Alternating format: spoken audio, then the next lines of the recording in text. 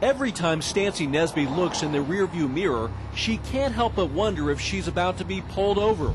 Everybody needs to put themselves in my shoes and know that this could happen to them. A 30-year-old single mom with 4 kids who holds 2 jobs working as a nurse's assistant, life was hard enough before her problems with police.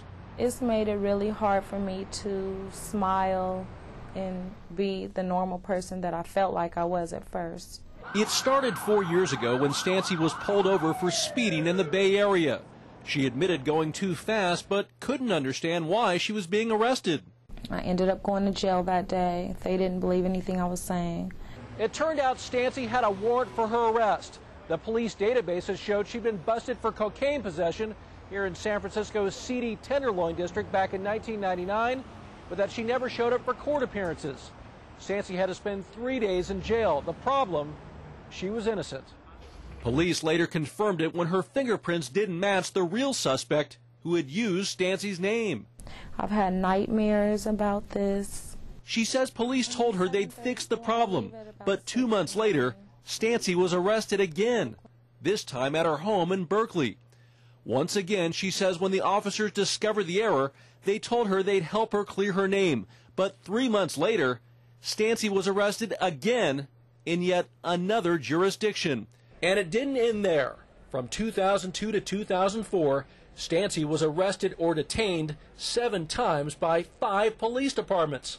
In one instance, hauled off right in front of her children.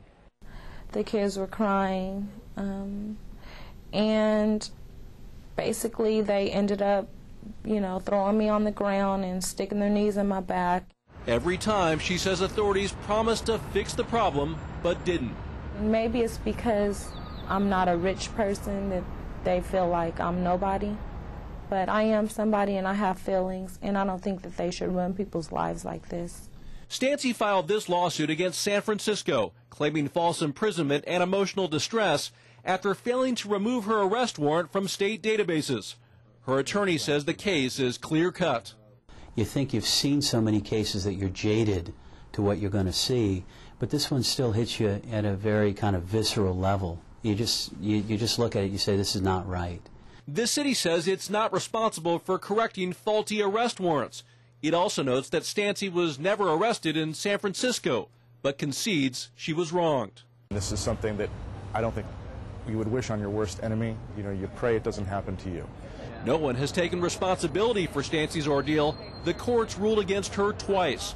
Her attorney says he'll appeal to the state Supreme Court if necessary. Bureaucracies don't change because people wake up and want to make them more efficient.